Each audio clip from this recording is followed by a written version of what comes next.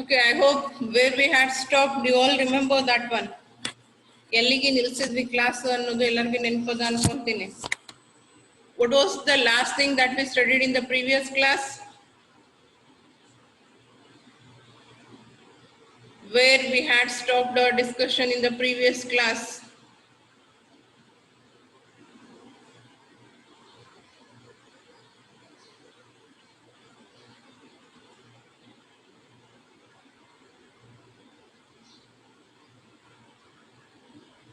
What we were discussing in the previous class, I am asking.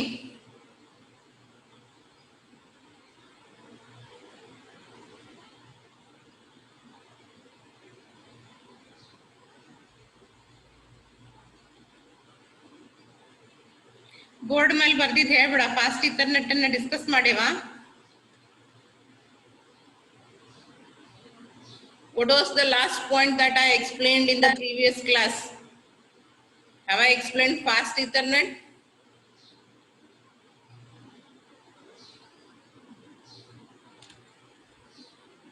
Okay, Ethernet ಒಳಗೆ ಯಾವುದು exact?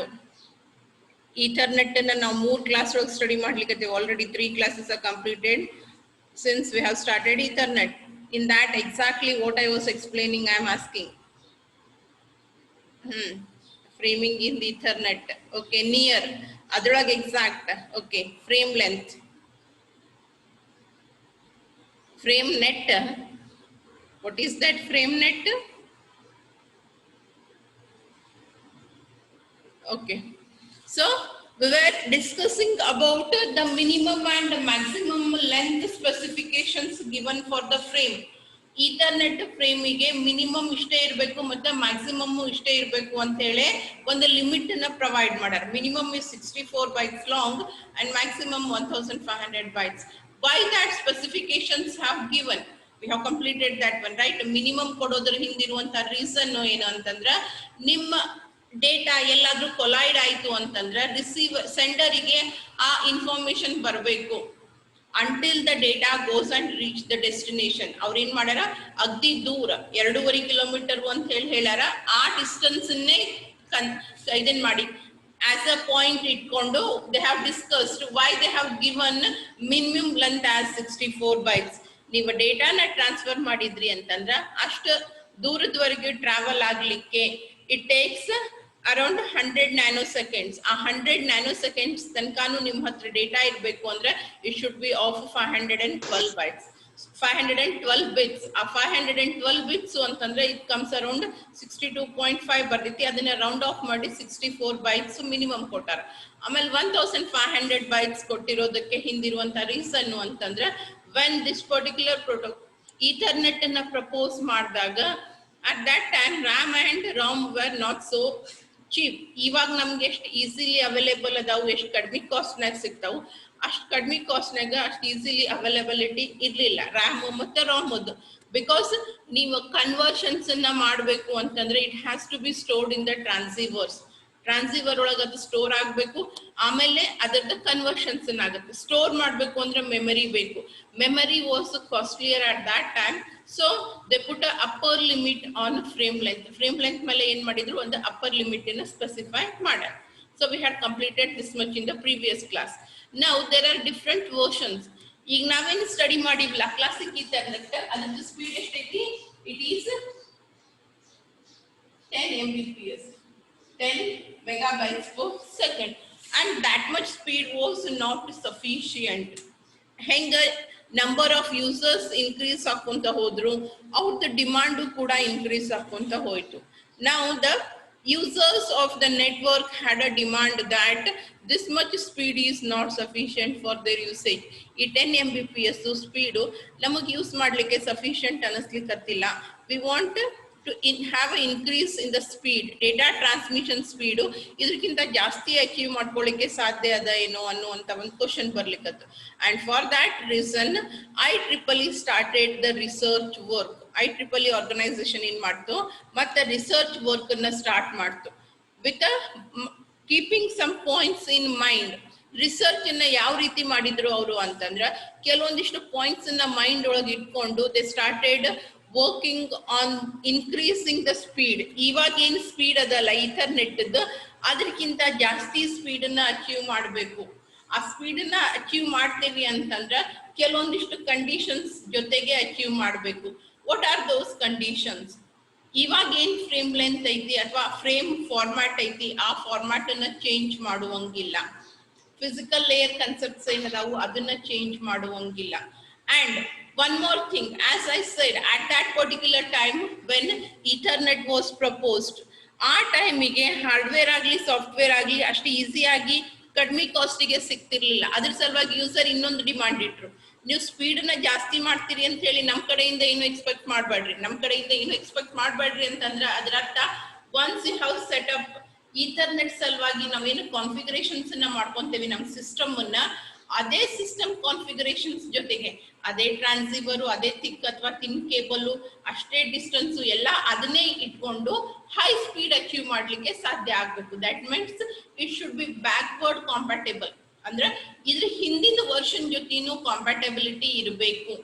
ಈಗ ಏನು ನಾವು ಫಿಸಿಕಲ್ ಸೆಟಪ್ಸ್ ಅನ್ನ ಮಾಡ್ಕೊಂಡೇವಿ, ನಾವೇನು ನೆಟ್ವರ್ಕ್ ಅನ್ನ ಎಸ್ಟಾಬ್ಲಿಷ್ ಮಾಡ್ಕೊಂಡೇವಿ, ಅದೇ ಸೇಮ್ ನೆಟ್ವರ್ಕ್ ಒಳಗ with little bit of changes. ಹೊಸ ಹಾರ್ಡ್ವೇರ್ ತಗೊಂಡ್ ಬಂದು ಇನ್ಸ್ಟಾಲ್ ಮಾಡ್ಕೋರಿ ಅಂದ್ರೆ ನಾವು ಮಾಡ್ಕೊಳಂಗಿಲ್ಲ. ಈಗಿರುವಂತಹ ಹಾರ್ಡ್ವೇರ್ಸು ಈಗಿರುವಂತಹ ಸಾಫ್ಟ್ವೇರ್ ಜೊತೆಗೇನೆ ಸ್ಪೀಡ್ ಅನ್ನ ಜಾಸ್ತಿ ಮಾಡ್ಕೊಳಕ್ ಏನ್ರೆ ಪಾಸಿಬಿಲಿಟಿ ಇತ್ತು ಅಂತಂದ್ರೆ ಟ್ರೈ ಮಾಡ್ರಿ ಅಂತ ಯೂಸರ್ಸ್ ಒಂದು ಡಿಮಾಂಡ್ ಅನ್ನ ಇಟ್ರು. And keeping those points in mind they started working on this particular field. ಈ ಏರಿಯಾದಾಗ ವರ್ಕ್ ಅನ್ನ ಶುರು ಮಾಡಿದ್ರು. ಏನದರ ಇಂಟೆನ್ಷನ್? ಸ್ಪೀಡ್ ಅನ್ನ ಜಾಸ್ತಿ ಮಾಡ್ಬೇಕು. ಇದೇ 10 Mbps ಅದಲ್ಲ, ಇದನ್ನ ಜಾಸ್ತಿ ಮಾಡ್ಬೇಕು ಅಂತ ಹೇಳಿ. And they succeeded in that and they achieved a speed of 100 Mbps. Research work was successful. They were capable of providing the user with a speed of 100 Mbps. ama ಏನು ಪಾಯಿಂಟ್ಸ್ ಅನ್ನ ಇಟ್ಟಿದ್ದ ಆ ಪಾಯಿಂಟ್ಸ್ ಅನ್ನ mind ಒಳಗೆ ಇಟ್ಕೊಂಡು ಆ conditions ಅನ್ನ satisfy ಮಾಡಿ ಫ್ರೇಮ್ ಸ್ಟ್ರಕ್ಚರ್ ಚೇಂಜ್ ಮಾಡುವಂಗಿಲ್ಲ, ಫಿಸಿಕಲ್ ಲೇಔಟ್ಸ್ ಅನ್ನ ಚೇಂಜ್ ಮಾಡುವಂಗಿಲ್ಲ. With all these constraints, they achieved the speed of 100 Mbps. 100 Mbps ಮಾಡಬೇಕು ಅಂತಂದ್ರೆ ಏನಾರೆ ಒಂದಿಷ್ಟು ಟೆಕ್ನಿಕಲ್ ಚೇಂಜಸ್ ಆಗಿರ್ತಾವ. ಹಾರ್ಡ್ವೇರ್ ಸೆಟಪ್ ನಾಗ ಏನು ಚೇಂಜ್ ಮಾಡ್ಲಿಕ್ಕತ್ತಿಲ್ಲ. ನೀವು ಯಾವ ಕಂಪ್ಯೂಟರ್ ಯೂಸ್ ಮಾಡಕತ್ತೀರಿ, ನೀವು ಯಾವ ಕೇಬಲ್ ನ ಯೂಸ್ ಮಾಡ್ಲಿಕ್ಕತ್ತೀರಿ ಅದೇ ಅದ. ಬಟ್ ಅದ್ರ ಜೊತೆಗೆ ಇನ್ನು ಕೆಲವೊಂದಿಷ್ಟು ಚೇಂಜಸ್ ಅನ್ನ ಮಾಡಿ ಅವ್ರು ಏನ್ ಮಾಡಿದ್ರು, ಯೂಸರಿಗೆ ಬರ್ಡನ್ ಆಗ್ಲಾರ್ದ ರೀತಿ backward compatibility. There are 2 types of compatibility. One is forward and another one is backward. ಈಗ ಸದ್ಯಕ್ಕೆ ಇರುವಂತ ಸಿಸ್ಟಮ್ ಹಿಂದಿನ ಸಿಸ್ಟಮ್ ಜೊತೆ ಕರೆಕ್ಟ್ ಆಗಿ ಕಾಂಪ್ಯಾಟಬಲ್ ಆಗಿ ವರ್ಕ್ ಆಗ್ತಿತ್ತು ಅಂದ್ರೆ ಅದನ್ನೇನಂತೀವಿ ಬ್ಯಾಕ್ವರ್ಡ್ ಕಾಂಪ್ಯಾಟಬಿಲಿಟಿ ಅಂತ ಕರಿತೀವಿ. ಈಗಿರುವಂತ ಸಿಸ್ಟಮ್ ಮುಂದ್ ಹೊಸ ಅಡ್ವಾನ್ಸ್ಮೆಂಟ್ಸ್ ಬಂದು ಅಂದ್ರೆ ಅದ್ರ ಜೊತೆನೂ ಕರೆಕ್ಟ್ ಆಗಿ ವರ್ಕ್ ಆಗ್ತೈತಿ, ಏನು ಪ್ರಾಬ್ಲಮ್ಸ್ ಆಗಂಗಿಲ್ಲ. ಈಗ for example if I am capable of cooperating and working properly with, ಈಗ ನಮ್ಮಲ್ಲಿ ಸ್ಟಾಫ್ ಇರ್ತಾರೆ, ಜಾಯಿನ್ ಆದವ್ರು ಫ್ರೆಶರ್ಸ್ ಇರ್ತಾರೆ, 2 ಅಥವಾ 3 ವರ್ಷ ಎಕ್ಸ್ಪೀರಿಯನ್ಸ್ ಆದವರು ಇರ್ತಾರೆ, 5-6 ವರ್ಷ ಎಕ್ಸ್ಪೀರಿಯನ್ಸ್ ಆದವರು ಇರ್ತಾರೆ. ರೈಟ್ ನಾವು ಈ 3 ವರ್ಷ ಎಕ್ಸ್ಪೀರಿಯನ್ಸ್ ಆದವರು 1 ವರ್ಷ ಎಕ್ಸ್ಪೀರಿಯನ್ಸ್ ಆದವ್ರ ಜೊತೆಗೆ ಕರೆಕ್ಟ್ ಆಗಿ ವರ್ಕ್ ಮಾಡ್ತಿದ್ರು, ಅವ್ರ ನಡುವೆ ಚಲೋತ್ನಂಗೆ ಮಿಂಗಲ್ ಆಗ್ತಿದ್ರು ಅಂದ್ರೆ ಅದು ಬ್ಯಾಕ್ವರ್ಡ್ ಕಾಂಪ್ಯಾಟಬಿಲಿಟಿ. ನಮ್ಗಿಂತ ಕಡಿಮೆ ಹಿಂದಿನ ಜನರೇಷನ್, ನಮ್ ಹಿಂದಿನವ್ರ ಜೊತೆ ನಾವು ಮಿಂಗಲ್ ಆಗ್ತೀವಿ, ಕರೆಕ್ಟ್ ಆಗಿ ವರ್ಕ್ ಮಾಡ್ಕೊಂತೀವಿ ಅಂತಂದ್ರೆ ಬ್ಯಾಕ್ವರ್ಡ್ ಕಾಂಪ್ಯಾಟಬಿಲಿಟಿ. ಅದೇ ಮುಂದಿನವ್ರ ಜೊತೆಗೆ ಮಾಡ್ಕೊಂತಿದ್ವಿ ಅದನ್ನ ಫಾರ್ವರ್ಡ್ ಕಾಂಪ್ಯಾಟಬಿಲಿಟಿ ಅಂತ. ಈಗ ಆಲ್ರೆಡಿ ಈಥರ್ನೆಟ್ ಐತಿ, ಈಥರ್ನೆಟಿಗೆ ಫ್ರೇಮ್ ಸ್ಟ್ರಕ್ಚರ್ ಅನ್ನು ಕೊಟ್ಟಾರ, ಫಿಸಿಕಲ್ ಲೇಔಟ್ ಅನ್ನ ಕೊಟ್ಟಾರ, ಎವ್ರಿಥಿಂಗ್ ಇಸ್ ಗಿವನ್. ಅದ್ರ ಜೊತೆಗೆ ಹೊಸದು ಅದ್ರ ಜೊತೆ ಕರೆಕ್ಟ್ ಆಗಿ ವರ್ಕ್ ಆಗ್ತದೆ ಅಂದ್ರೆ ನನ್ನ ಹಿಂದಿನ ವರ್ಷನ್ ಜೊತೆ ನಾ ಕರೆಕ್ಟ್ ಆಗಿ ಮಿಂಗಲ್ ಆಗ್ಲಿಕ್ಕತ್ತೀನಿ ಅಂತಂದ್ರೆ ಅದನ್ನ ಬ್ಯಾಕ್ವರ್ಡ್ ಕಾಂಪ್ಯಾಟಬಿಲಿಟಿ ಅಂತ ಕರೀತಾರೆ. ಸೊ ಆ ಬ್ಯಾಕ್ವರ್ಡ್ ಕಾಂಪ್ಯಾಟಬಿಲಿಟಿನ ಇಟ್ಕೊಂಡು ಈ ಸ್ಪೀಡ್ ಅನ್ನ ಅಚೀವ್ ಮಾಡಿದ್ರು. So what are the constraints and how they achieved this speed? ಏನೇನ್ ಕನ್ಸ್ಟ್ರೆಂಟ್ಸ್ ಅನ್ನ ಯೂಸರ್ಸ್ ಕೊಟ್ಟಿದ್ರು, ಆ ಕನ್ಸ್ಟ್ರೆಂಟ್ಸ್ ಅನ್ನ ಇಟ್ಕೊಂಡು ಹೆಂಗ್ ಅಚೀವ್ ಮಾಡಿದ್ರು ಅನ್ನೋದ್ರ ಬಗ್ಗೆ ನಾವೀಗ ಸ್ಟಡಿ ಮಾಡ್ತೇವೆ. Is it visible?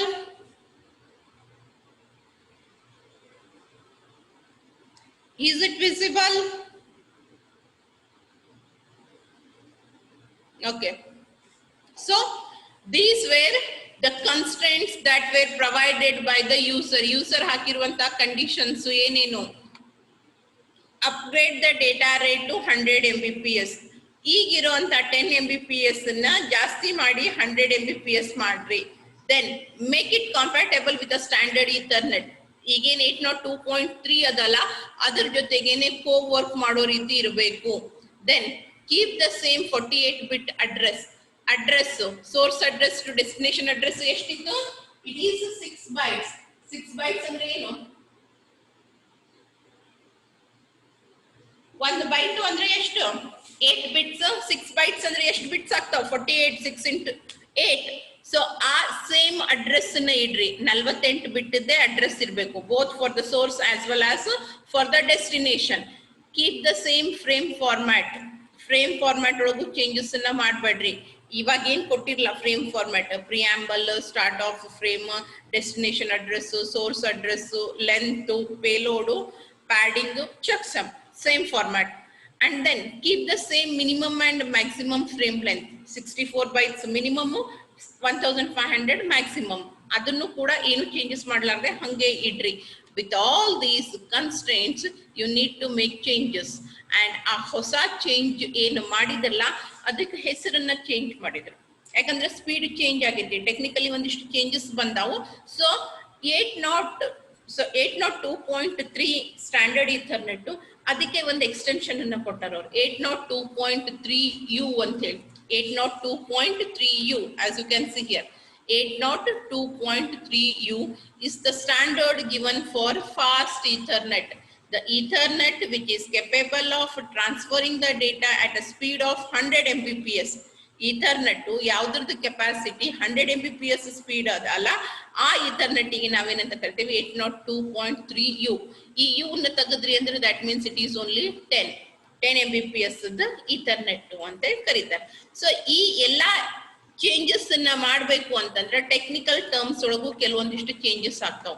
And what are those changes that made, ಏನೇನ್ ಚೇಂಜಸ್ ಅನ್ನ ಮಾಡಿದ್ರು ಅವರು ಅನ್ನೋದ್ರ ಬಗ್ಗೆ ಇಲ್ಲಿ ಡಿಸ್ಕ್ರಿಪ್ಷನ್ ಅದು.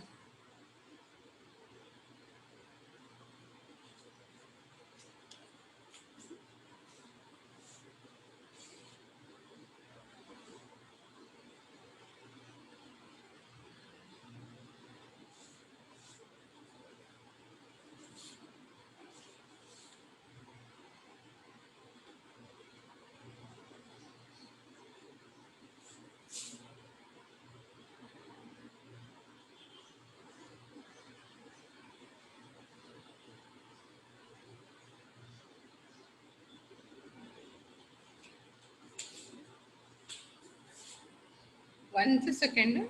Full duplex and what is the meaning of half duplex? Full duplex ಅಂದ್ರೆ ಏನು, half duplex ಅಂದ್ರೆ ಏನು? ಇಲ್ಲಿ ನೋಡ್ರಿ, ನಿಮ್ ಸಬ್ಜೆಕ್ಟ್ ಒಳಗ ಅವ್ರು ಎಲ್ಲೂ ಈ ಟರ್ಮ್ಸ್ ಅನ್ನ ಎಕ್ಸ್ಪ್ಲೈನ್ ಮಾಡ್ಲಿಕ್ಕತ್ತಿಲ್ಲ, ಡೈರೆಕ್ಟ್ ಆಗಿ ಟರ್ಮ್ಸ್ ಅನ್ನ ಇಂಟ್ರೊಡ್ಯೂಸ್ ಮಾಡ್ಯಾರ. Because of this only I had taken the introduction classes. Data communication ಗೆ ಬೇಕಾಗಿರುವಂತ ಕಾನ್ಸೆಪ್ಟ್ಸ್ ಅನ್ನ ಇಂಟ್ರೊಡ್ಯೂಸ್ ಮಾಡೋ ಸಲುವಾಗಿ ಅಂತ ಹೇಳಿ 2-3 ಕ್ಲಾಸ್ ಅನ್ನು ತಗೊಂಡಿದ್ದೇನೆ. Here they have directly taken these words. What is full duplex and what is half duplex? Full duplex ಅಂದ್ರೆ ಏನು, ಹಾಫ್ ಡ್ಯೂಪ್ಲೆಕ್ಸ್ ಅಂದ್ರೆ ಏನು?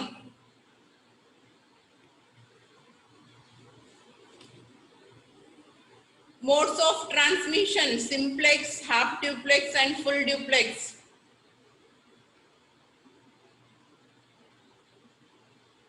ನಾನು ಏನ್ ಕೇಳಿ, okay, full duplex in the sense both sender and receiver can transfer as well as receive at the same time. Sender ಗೆ transfer ಮಾಡ್ಲಿಕ್ಕೆ, receive ಮಾಡ್ಲಿಕ್ಕೆ ಬೇರೆ ಕೇಬಲ್ ಇರ್ತೈತಿ, ಅದೇ ರೀತಿ ರಿಸೀವರ್ ಗೆ. That means you can transfer as well as receive, you can transfer as well as receive. At a time both can transfer the data, at a time both can receive the data. Whereas half duplex in the sense only one will be transferring at a time. ಎರಡು cables ಅದಾವು, ಇಬ್ಬರಿಗೂ transmission ಕೆಪಾಸಿಟಿನ ಕೊಟ್ಟಾರ. both can transfer as well as both can receive but not at the same time. simultaneous ಆಗಿ ಇಬ್ರು ಡೇಟಾನ ಕಳಿಸ್ಲಿಕ್ಕೆ ಬರಂಗಿಲ್ಲ half duplex ಒಳಗ. whereas full duplex ಒಳಗ ಇಬ್ರು at a time ಡೇಟಾನ ಟ್ರಾನ್ಸ್ಫರ್ ಮಾಡಬಹುದು. both can send data at the same time. Whereas simplex in the sense only one can send the data, other will be just acting as a receiver. ಇನ್ನೊಬ್ಬ ಬರೀ receiver ತರ ಕೆಲಸ ಮಾಡ್ತಾನ, he will not be able to transfer the data. That is what is called as simplex. These are the modes of transmission: simplex, half duplex and full duplex. Okay, so fast Ethernet ಒಳಗಡೆಗೆ ಅವ್ರು ಮಾಡಿರುವಂತ changes ಏನು, ಆ speed ಅನ್ನ achieve ಮಾಡ್ಕೊಳ್ಳಿಕ್ಕೆ what changes they have made, ಏನೇನ್ changes ಅನ್ನ ಮಾಡ್ಯಾರ.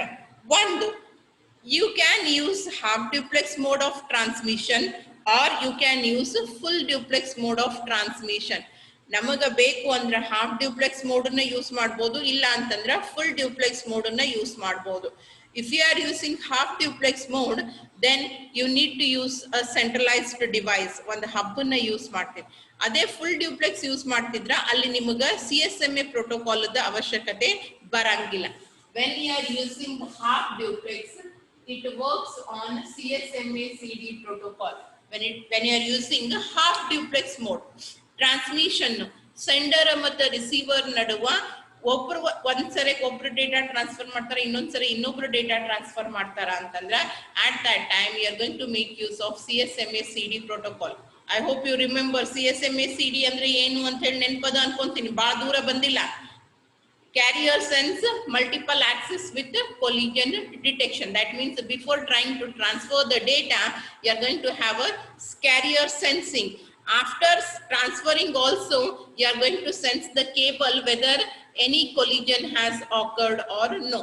Whereas full duplex olaga ibbarigu transmission capacity and that too at the same time provide madidre, if your network is working in a full duplex mode, then at that time you are going to use a switch. Illi ನಾವು ಏನು ಮಾಡ್ತೀವಿ, switch ಅನ್ನು use ಮಾಡ್ತೀವಿ. What is a switch? It is a device which is responsible for taking in the flow and giving out it on some other line. ಒಂದು line ಇಂದ ಡೇಟಾನ ತಗೊಂಡು ಇನ್ನೊಂದು ಲೈನಿಗೆ transfer ಮಾಡುವಂತ ಕೆಲಸನ ಸ್ವಿಚ್ ಮಾಡ್ತೈತಿ. And it will be having its own inport ಮತ್ತು outport ಇರ್ತವೆ. It will be having input ports and output ports. Input port ಮೇಲೆ ಡೇಟಾನ ತಗೊಂತೈತಿ, ಅದು ಯಾವ್ದಕ್ಕೆ ಔಟ್ಪುಟ್ ಪೋರ್ಟಿಗೆ ಮ್ಯಾಚ್ ಆಗ್ತೈತಿ ಚೆಕ್ ಮಾಡ್ತೈತಿ, ಆ ಔಟ್ಪುಟ್ ಪೋರ್ಟ್ ಮೇಲೆ ಅದನ್ನ ಡೇಟಾನ ಟ್ರಾನ್ಸ್ಫರ್ ಮಾಡ್ತೈತಿ. Here you don't require CSMA protocol. ನಿಮ್ಮ ಡೇಟಾ ಟ್ರಾನ್ಸ್ಮಿಷನ್ನಿಗೆ ನೀವು ಹಾಫ್ ಡ್ಯೂಪ್ಲೆಕ್ಸ್ ಮೋಡ್ ಅನ್ನ ಯೂಸ್ ಮಾಡ್ತಿದ್ರಿ ಅಂತಂದ್ರ ಆ ಪರ್ಟಿಕ್ಯುಲರ್ ಟೈಮ್ದಾಗ you are going to make use of CSMA CD protocol.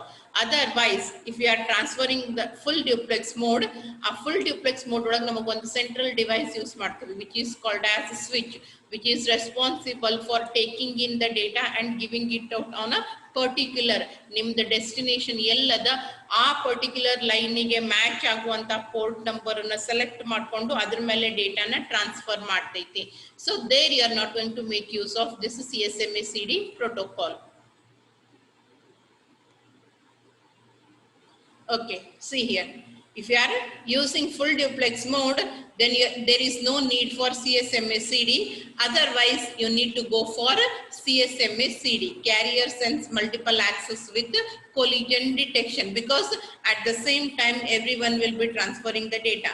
ರಿಸೀವರಿಗೆ ಇಲ್ಲ, ಬಟ್ ಸೆಂಡರು ಈ ರೀತಿ ಒಂದು 10 ಮಂದಿ ಒಂದೇ ಸರಕ್ಕೆ ಸೆಂಡ್ ಮಾಡಿದ್ರು ಡೇಟಾನ ಅಂತಂದ್ರೆ ಕೊಲಿಜನ್ಸ್ ಆಕರ್ ಆಗ್ತಾವ. So for that purpose they are going to have a CSMA CD protocols. And one more thing that is changed here is systems are given with the station. It allows a station or hub a range of capabilities. One more thing that is provided here is auto negotiation. Negotiation ಅಂತಂದ್ರೆ ಏನು? Do you know the meaning of normal term? English ದು ಒಂದು term ಬರ್ತೈತಿ negotiation ಅಂತ ಹೇಳಿ. Negotiation the ಅರ್ಥ ಏನು?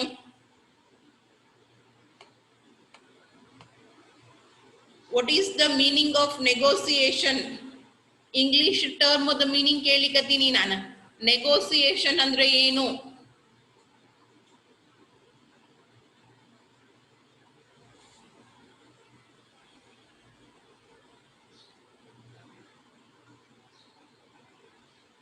No, it's not negative.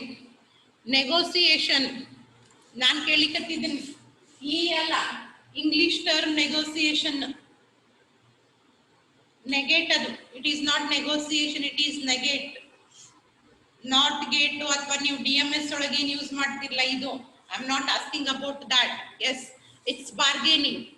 It's bargaining. Negotiation ಅಂತಂದ್ರೆ ಇಬ್ಬರ ನಡುವೆ ಯಾವುದೋ ಒಂದು ಟಾಪಿಕ್ ಮೇಲೆ ಆರ್ಗ್ಯುಮೆಂಟ್ ಆಗಿ you finally settle to someone. ಈಗ ಮಾರ್ಕೆಟಿಗೆ ಹೋಗಿರ್ತೀರಿ ನೋಡಿ, ನೆಗೋಸಿಯೇಷನ್ಸ್ ಅನ್ನ ಮಾಡ್ತೀರಿ. ಅವ್ರು 12 ರೂಪಾಯಿ ಕಿಲೋ ಹೇಳ್ತಾರೆ, ನೀವು 8 ರೂಪಾಯಿ ಕಿಲೋ ಹೇಳ್ತೀರಿ. ಫೈನಲಿ ಬಂದು ಎಲ್ಲಿ ಸೆಟ್ಲ್ ಆಗ್ತೈತಿ? 10 ರೂಪಾಯಿ ಕಿಲೋ. ಓಕೆ, ನನ್ಗೂ ಬೇಡ ನಿನ್ಗೂ ಬೇಡ ಅಂತೇಳಿ 10 ರೂಪಾಯಿ ಫೈನಲ್ ಮಾಡ್ತೀವಿ. ಇದನ್ನ ನೆಗೋಸಿಯೇಷನ್, ಮಾತುಕತೆ, ಚರ್ಚೆ, ಸಂವಾದ ಅಂತ ಏನ್ ಕರಿತೇವಲ್ಲ, that is what is called as the negotiation. You are going to have a discussion and finally you settle for something. In the same way, in fast Ethernet, there is a possibility of negotiation. And why they have given this option? Because backward compatibility na provide madri anta helidru users. That means whether you want to achieve the speed of 10 Mbps or you want to achieve the speed of 100 Mbps, ibbar naduva negotiation agutta. Sender ಮತ್ತು receiver, when the transmission starts, before that, whether I have to transfer the data at 100 Mbps speed or I have to transfer the data at 10 Mbps, because backward compatibility is possible with fast Ethernet. ನಾನು fast Ethernet ತರ work ಮಾಡಬೇಕು ಅಥವಾ standard Ethernet ತರ work ಮಾಡಬೇಕು. That negotiation, auto negotiation is provided for the systems, and with that auto negotiation you can check the capability of even centralized device. Centralised device ಅನ್ನ use ಮಾಡ್ತಿದ್ರಿ ಅಂತಂದ್ರ ಆ centralised ಡಿವೈಸ್ಗೂ ನಾವೇನ್ ಮಾಡ್ಬೇಕು ಹೇಳ್ಬೇಕು, ಅದ್ರ capacity ಎಷ್ಟದ, whether it is capable of achieving that 100 or it is capable of achieving 10 Mbps. On that basis, all will have a negotiation and they finally settle for either the transmission will be with the standard or it will be with the fast Ethernet. And this is one of the capability, or you can call it as a feature, that is provided to fast Ethernet. Fast Ethernet ಗೆ ಈ ಒಂದು additional feature ಅನ್ನ ಕೊಟ್ಟಾರ.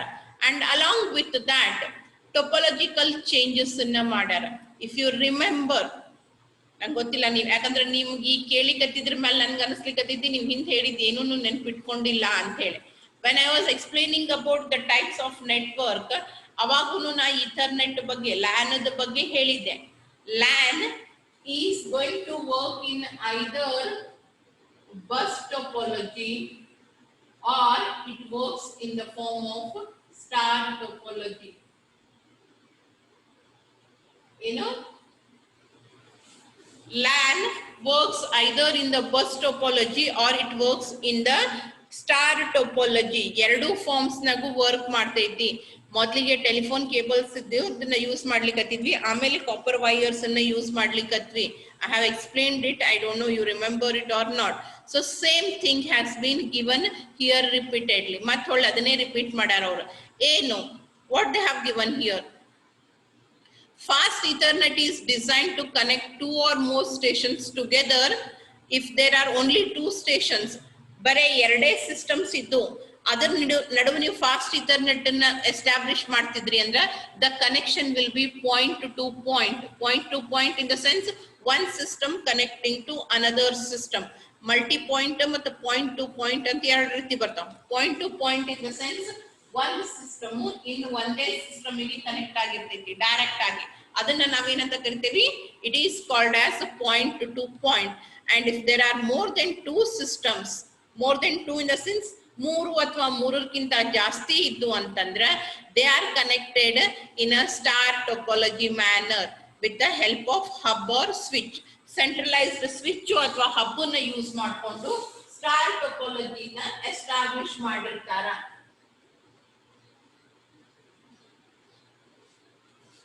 There will be a centralized device which will be either hub or switch, and to this they are going to connect all the stations. ಇದಕ್ಕೆ ಏನ್ ಮಾಡ್ತೀವಿ? ಎಲ್ಲಾ stations ಅನ್ನು ಕನೆಕ್ಟ್ ಮಾಡ್ತೀವಿ. ಬೋರ್ಡ್ ಮೇಲಿಂದ ಸ್ಟ್ರಕ್ಚರ್ ಕಾಣಿಸ್ತೈತಲ್ಲ, ನಾನು ಬೋರ್ಡ್ ಮೇಲೆ ಡ್ರಾ ಮಾಡಿದ್ದು. So star topology means there will be a centralized device and to that all the systems will be connected, and depending upon whether you are going for full duplex mode or you are going for the half duplex mode, full ittandre ಅಲ್ಲಿ switch ಇರ್ತೈತಿ, half duplex mode ಗೆ use ಮಾಡ್ತಿದ್ರಿ ಅಂತಂದ್ರೆ hub ಇರ್ತೈತಿ. And then implementation, ಇಲ್ಲೊಂದು table ಅದ ನೋಡ್ರಿ screen ಮೇಲೆ ಕಾಣಿಸ್ತೈತಿ. Is the table visible? Name, cable, maximum length and advantages ಅಂತ ಹೇಳಿ. Okay, so For establishment of connection between the systems, system ನಡುವ connection establishment ಸಲುವಾಗಿ ನೀವು ಬೇರೆ ಬೇರೆ ರೀತಿಯಾದಂತ ಕೇಬಲ್ಸ್ ನ ಯೂಸ್ ಮಾಡಬಹುದು. ಯಾವ ಯಾವ ಮೂರ್ ತರದ ಕೇಬಲ್ಸ್ ನ ಯೂಸ್ ಮಾಡ್ಲಿಕ್ಕೆ ಬರ್ತೈತಿ. ಒಂದು ಟ್ವಿಸ್ಟೆಡ್ ಪೇರು, ಎರಡನೇದು ಫೈಬರ್ ಆಪ್ಟಿಕ್ಸ್. ಈ ಟ್ವಿಸ್ಟೆಡ್ ಪೇರ್ ಒಳಗೇನೆ ಎರಡು ರೀತಿ ಕೊಟ್ಟಾರ ಅವರು. Twisted pair itself has given as two types. Firstly, I'll explain what actually is a twisted pair and what is optical. ಯಾಕಂದ್ರೆ ನೀವು ಟೈಪ್ಸ್ ಆಫ್ ಕೇಬಲ್ಸ್ ನೀವು ಸ್ಟಡಿ ಮಾಡಿಲ್ಲ, ಅದು ಸ್ಕಿಪ್ ಮಾಡಿ ಬಂದೇವಿ. So for that reason I just give you twisted pair ಅಂದ್ರೆ ಏನು, optical fibre ಅಂದ್ರೆ ಏನು, ಕಾಪರ್ ಕೋಆಕ್ಸಿಯಲ್ ಕೇಬಲ್, ಮೂರ್ ತರದ ವೈರ್ಸ್ ಬರ್ತಾವ. So I just briefly explain what are these. Optical fiber in the sense, optical fiber, it will be having 3 layers. Idrolage ಏನೋ 3 parts ಬರ್ತಾವ. Inner glass core ಇರ್ತೈತಿ ಸೆಂಟರ್ ನಾಗ, ಅದನ್ನ ಕವರ್ ಮಾಡ್ಕೊಂಡು ಇನ್ನೊಂದು ಗ್ಲಾಸ್ ಕವರ್ ಇರ್ತೈತಿ. This is core, outer is called as cladding. ಇದರ ಹೊರಗಡೆಗೆ ನಿಮಗೆ ಪ್ಲಾಸ್ಟಿಕ್ ಜಾಕೆಟ್ ಇದೆ. This is the structure of optical fibre. Glass ಒಳಗ ಡೇಟಾನ ಟ್ರಾನ್ಸ್ಫರ್ ಮಾಡ್ತೀವಿ. So data will be transmitted in the form of light. ಡೇಟಾನ ಯಾವ ಫಾರ್ಮ್ ನಾಗ ಟ್ರಾನ್ಸ್ಫರ್ ಮಾಡ್ತೀವಿ? Light, presence of light and absence of light. So this is optical fibre. Glass ಇಂದು cable ಇರ್ತೈತಿ centralised, ಅದ್ರೊಳಗೆ ಡೇಟಾ ಟ್ರಾವೆಲ್ ಆಗ್ತೈತಿ. ನಿಮ್ ಡೇಟಾ ಟ್ರಾವೆಲ್ ಆಗೋದಲ್ಲಿ ಇಲ್ಲಿ ಕೋರ್ ಮ್ಯಾಗ ಟ್ರಾವೆಲ್ ಆಗ್ತೈತಿ. The data will be travelling in the core and it will be travelling in the form of light. ಇದ್ರೊಳಗೆ ಮತ್ತೆ ಎರಡು ತರ ಬರ್ತಾವ. ಒಂದು ಸಿಂಗಲ್ ಮೋಡ್, ಇನ್ನೊಂದು ಮಲ್ಟಿ ಮೋಡ್ ಅಂತೀವಿ. Single mode and multi mode fibres ಅಂತ ಕರಿತೇವೆ. What is single mode? That means only one ray of light can travel. E cladding the diameter agdi sannadide. It will be like your hair. Nimd ಕೂದಲು ಎಳಿ ಎಷ್ಟು ಇರ್ತೈತಲ್ಲ ಅಷ್ಟೇ ಇರ್ತೈತಿ diameter ಒಳಗೆ. It will be having very thin diameter and only one ray of light can pass over that. Whereas multi mode ಅಂದ್ರೆ ಇದನ್ನ ಏನ್ ಮಾಡಿರ್ತಾರ, ಸ್ವಲ್ಪ ದೊಡ್ಡದು ಮಾಡಿರ್ತಾರೆ and because of that more than one ray of light can travel. ಒಂದಕ್ಕಿಂತ ಜಾಸ್ತಿ race travel ಆಗ್ತಾವ. ಅದನ್ನ ನಾವೇನಂತೀವಿ ಮಲ್ಟಿ ಮೋಡ್ ಫೈಬರ್ ಅಂತ ಕರಿತೀವಿ. This is all about optical fibre. ಇದನ್ನ ಪೂರ್ತಿ ಡಿಟೇಲ್ ಆಗಿ ವರ್ಕಿಂಗ್ ನೀವು ಸೆಕೆಂಡ್ ಯೂನಿಟ್ ನಾಗ ಥರ್ಡ್ ಯೂನಿಟ್ ನಾಗ ಸ್ಟಡಿ ಮಾಡ್ತೀರಿ, ಅಲ್ಲೇ ಎಕ್ಸ್ಪ್ಲೈನ್ ಮಾಡ್ತೀನಿ. And then you have this twisted pair. Twisted pair ಅಂತಂದ್ರೆ ಹಿಂಗ್ ಬರ್ತದೆ. ನೀವು DNA ಸ್ಟ್ರಕ್ಚರ್ ಕಲ್ತಿರಲ್ಲ, you have learn DNA structure. ಈಗ ಇಲ್ಲಿ ಫ್ಯಾನಿಗೆ ಲೈಟಿಗೆ ಬಂದಿರ್ತಾವ ನೋಡಿ wires, you might have seen yellow red. ಅವು ಏನಿರ್ತಾವ ಒಂದು ಸುತ್ತಕೊಂಡ ರೀತಿ ಇರ್ತಾವ. ಅದ್ರ ಒಳಗಡೆಗೂ ಸೆಂಟ್ರಲ್ಲಿ ನಿಮಗೆ ಮ್ಯಾಲ್ ಕಾಣಿಸುವಂತ ಹಳದಿ ಅಥವಾ ಕೆಂಪು ಅಂದ್ರೊಳಗ electrical signals travel ಆಗಂಗಿಲ್ಲ. Within that there will be a copper wire in which the electrical pulses will be traveling. Voltage form naga travel ಆಗ್ತಿರ್ತಾವ datas. And another one is coaxial cable. Coaxial cable. ಇಲ್ಲೂ ಮೂರು ಬರ್ತಾವ. And ಇದಕ್ಕೆ best example ಅಂತಂದ್ರೆ ನೀವು cable ನಿಮ್ ಮನೆಯೊಳಗ ಟಿವಿಗೆ ಈಗೆಲ್ಲಾರು setup box dish ನಿಮ್ದೇ ಸ್ವಂತ ಇಟ್ಕೊಂಡಿರಿ. ಮೊದ್ಲೆಲ್ಲ ಬರ್ತಿದ್ವು. ಇವಾಗೂ ಯಾರ್ಯಾರು ಕೇಬಲ್ ಕನೆಕ್ಷನ್ ಅದಾವ ಅವ್ರು ನೋಡ್ಬೋದು. ಎಲ್ಲಾರ ಮನಿಗೂ ಕೇಬಲ್ ಕನೆಕ್ಷನ್ಸ್ ಕೊಟ್ಟಿರ್ತಾರ. ಅಲ್ಲಿ ನೋಡಿರೇನ ಒಳಗ ಕಾಪರ್ ವೈರ್ ಇರ್ತೈತಿ, ಅದ್ರ ಮೇಲೆ ಒಂದು ವೈಟ್ ಕವರ್ ಇರ್ತೈತಿ. ಆ ವೈಟ್ ಕವರ್ ಮತ್ತ ಕಾಪರ್ ವೈರ್ ನಡು ಸಣ್ಣದಂಗೆ ತಂತಿ ತರ ಬರ್ತೈತಿ, which is called as mesh ಅಂತ ಕರಿತೀವಿ. ವಿಚ್ ಇಸ್ ಕಾಲ್ಡ್ ಆಸ್ ಜಾಳ್ಗಿ ತರ ಇರ್ತೈತಿ ನೋಡ್ರಿ. 3 ಲೇಯರ್ಸ್ ಬರ್ತಾವ. ಒಂದು ಕಾಪರ್ ವೈರು, ಅದ್ರ ಮೇಲೆ ಒಂದು ಮೆಶು, ಅದ್ರ ಮೇಲೆ ಒಂದು ಪ್ಲಾಸ್ಟಿಕ್ ಕವರಿಂಗ್ ಇರ್ತೈತಿ. ಅದಕ್ಕೆ ಪ್ರೊಟೆಕ್ಟಿವ್ ಅಂತ ಹೇಳಿ ಇನ್ನೊಂದು ಬ್ಲಾಕ್ ವೈರ್ ಅನ್ನ ಹಾಕಿರ್ತಾರೆ. There will be a copper wire, above that there will be a shielding in the form of mesh, and outer to that there will be a plastic covering. Adina navenanta karthivi coaxial cable anta kariತಾರೆ. So these are the 3 types of cables that can be used for data transmission. Wired connection oriented ಇತ್ತು, ಒಂದು system ಇನ್ನೊಂದು system ಅನ್ನ cable ದಿಂದ connect ಮಾಡಿದ್ರಿ ಅಂದ್ರೆ ಈ ಮೂರೊಳಗೆ ಯಾವ್ದಾದ್ರು ಒಂದು ಕೇಬಲ್ ಅನ್ನ ಯೂಸ್ ಮಾಡಿ ಕನೆಕ್ಷನ್ ಎಸ್ಟಾಬ್ಲಿಷ್ ಮಾಡಿರ್ತಾರೆ. And in the fast Ethernet you are going to use twisted pair and optical fibre. ಆ ಟ್ವಿಸ್ಟೆಡ್ ಪೇರ್ ಒಳಗೇನೆ ಬೇರೆ ಬೇರೆ ಬರ್ತಾವ. ಅನ್ಶೀಲ್ಡೆಡ್ ಅಂಡ್ ಶೀಲ್ಡೆಡ್ ಅಂತ ಬರ್ತಿತ್ತು. ಶೀಲ್ಡೆಡ್ ಅಂದ್ರೆ 2-3 ಕೇಬಲ್ಸ್ ಅನ್ನ ಒಂದ್ರೊಳಗೆ ಹಾಕಿ ಅದಕ್ಕೆ ಕವರಿಂಗ್ ಅನ್ನ ಕೊಟ್ಟಿರ್ತಾರೆ. ಒಂದೊಂದಕ್ಕೂ ಕವರಿಂಗ್ ಇರ್ತಾವು. ಅವು ಎಲ್ಲಾ ಪೂರ್ತಿ ಬಂಡಲಿಗೂ ಏನಿರ್ತೈತಿ, ಕವರಿಂಗ್ ಇರ್ತೈತಿ. And there is another type which is called as unshielded twisted pair. UTP and STP twisted pair and shielded twisted. ಯಾರಾದ್ರೂ ಮಾತಾಡೋರು ಅಲ್ಲಿ ಗಾರ ಇರಲ್ಲ, ಇವು ಗಾರದ ಬಾಳ ಅವು ಗಾರ ಇರಲ್ಲ.